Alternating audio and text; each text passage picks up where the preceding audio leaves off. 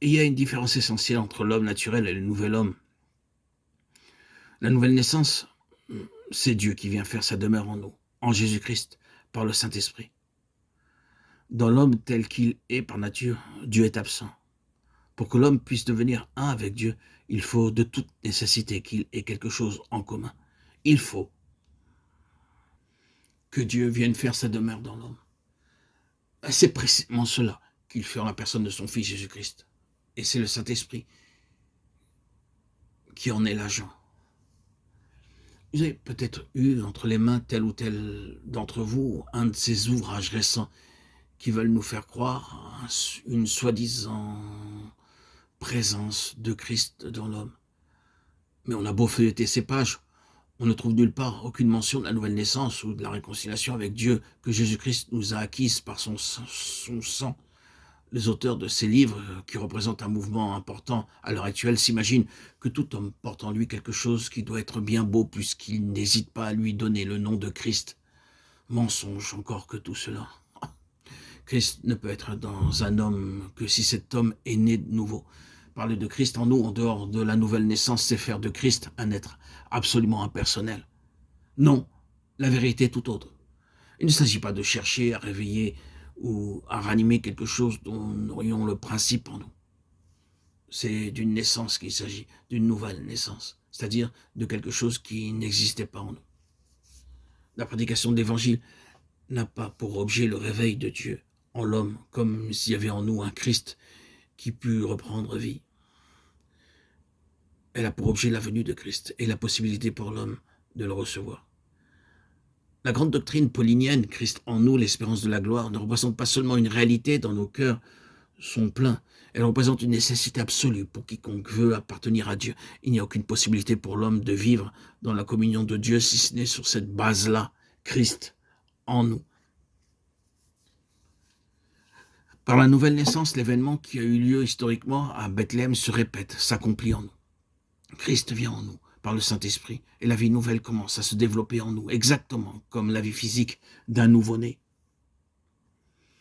Il n'y a aucune possibilité pour la nouvelle vie de trouver en nous un point de départ, tant qu'il n'est pas bien entendu de notre côté que la vieille nature, ou la nature tout court, est arrivée à sa fin et a épuisé ses dernières ressources. C'est pour cela qu'en poursuivant son entretien avec Nicodème, le Seigneur en vient à l'image du serpent que Moïse éleva dans le désert. Comme Moïse éleva le serpent dans le désert, il faut de même que le Fils de l'homme soit élevé. Elle est terrible, cette illustration. Le serpent est toujours le symbole de la malédiction, ce serpent qui est élevé et cloué au bois. C'est la malédiction qui est crucifiée, c'est la malédiction qui est vouée à la mort. Ce que Jésus dit revient à ceci, je vais tout à l'heure prendre sur moi le péché de l'homme et de la race. Moi qui ne connais pas de péché, je vais être fait péché. Bien plus, je vais être fait malédiction. C'est en maudit que je vais mourir. La nouvelle vie repose entière en ce qui nous concerne sur ce que Christ a pris la malédiction sur lui. Il nous faut donc une renonciation à notre vie propre et sans arrière-pensée à l'endroit de la vieille nature, de la première création, de notre nature naturelle. Et c'est l'indispensable condition qui, une fois remplie, permettra à la nature divine de développer tous ses effets en nous. Et c'est pour cela que Jésus dit à Nicodème, il faut que vous naissiez de nouveau. Toi et moi, nous vivons dans deux mondes différents. Nous ne pouvons pas nous entendre. J'aurais bien des choses à te dire, mais tu ne peux les comprendre que si tu vis de la même vie que moi. Et si, comme moi, tu es d'en haut. Telle est la grande vérité du royaume de Dieu. Et la nouvelle naissance et la loi qui en gouverne l'entrée. Ce fut pour moi un miracle que d'avoir reçu le baptême. Je remercie le Seigneur, Dieu Tout-Puissant, d'avoir permis de connaître une des personnes évangéliques parmi les missionnaires de Montréal qui m'a permis sans aucune embûche, aucun obstacle, avec facilité d'être immergé, d'être baptisé dans les eaux du lac de ma ville natale où je vis encore aujourd'hui.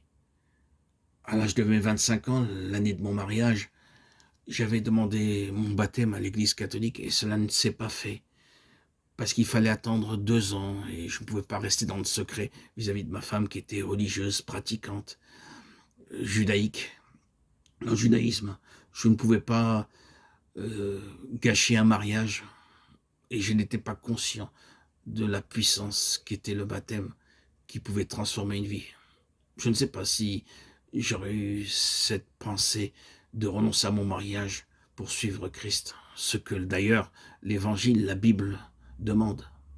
Renoncer au monde, renoncer à sa famille pour suivre Christ. Ça ne s'est pas fait comme ça, contrairement à ce qui peut et doit être. C'était pas l'ordre des choses.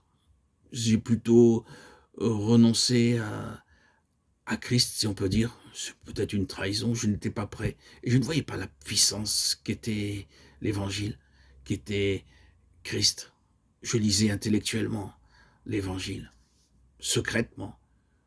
Et je n'avais pas reçu l'Esprit Saint, je ne pouvais pas saisir ce qu'était la puissance de Christ dans une vie. Il a fallu mon baptême pour que je reçoive l'Esprit Saint et comprendre ce qu'est suivre Christ. Eh oui, c'est merveilleux. Vivre intellectuellement sans la présence de Christ, sans l'Esprit Saint dans sa vie, c'est comme je l'ai fait pendant 34 ans. Vivre dans la défaillance, dans l'incertitude, dans le doute. Une fois croire, une fois ne pas croire. Surtout que j'étais aussi dans mon milieu judaïque très investi. Et le doute était très persistant. Il a fallu que, à mon baptême le 26 septembre 2019, dans cette ville natale, après, à l'époque, j'avais 29 ans de mariage et 51 ans, que j'ai pu recevoir l'Esprit Saint. Ce fut pour moi une révolution, un miracle, une merveille, quelque chose d'exceptionnel, d'inattendu.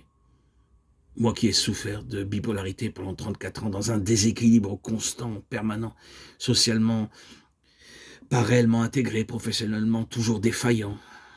Quelle triste vie j'ai pu vivre. Malgré cela, Dieu m'a béni par la bénédiction de mon mariage, par de nombreux enfants, petits-enfants. Aujourd'hui encore, dans ma ville où je me trouve, je reste dans le secret, toujours à l'abri des railleries, des moqueries. Il faut bien comprendre que dans le monde juif, Jésus est raillé, moqué. Je rends gloire à Dieu pour avoir échappé à tout ce mélodrame, ce système. Et plus que tout, je rends gloire à Dieu pour cet Esprit Saint qui m'anime encore aujourd'hui et qui fait qu'aujourd'hui, à la date d'aujourd'hui, j'ai fait plus de 106 000 publications sur ma chaîne historique Yeshua Melech Mashiach, Jésus-Christ, le roi Messie. Aujourd'hui, je suis dans cette nouvelle chaîne, Arnaud Joseph, je crois, à plus de 30 000 publications, 35 000. Je vais m'approcher facilement des 40 000. On verra plus tard si Dieu me propose d'autres horizons que les réseaux sociaux. Alors d'aujourd'hui, je témoigne avec joie. C'est mon moyen de témoigner de cette vie féconde que Christ peut apporter à tous ceux qui croient en lui. Oh, j'en suis vraiment, véritablement le témoin vivant. Il y en a qui tapent à la porte pour évangéliser, ils font du porte-à-porte ou ils sont dans la rue en train d'envoyer, donner des prospectus. Moi, j'ai trouvé le système le plus simple, le plus efficace, les réseaux sociaux. C'est très pratique. Et vraiment, au lieu de côtoyer 2-3 personnes, on peut en côtoyer 1000, 2000, 3000, d'un seul coup, en un seul clic. Gloire à Dieu. Merci Seigneur Jésus, que ton nom puissant et précieux, Yeshua, Jésus, soit glorifié et chanté pour les siècles des siècles. À toi seul, Seigneur Jésus, les honneurs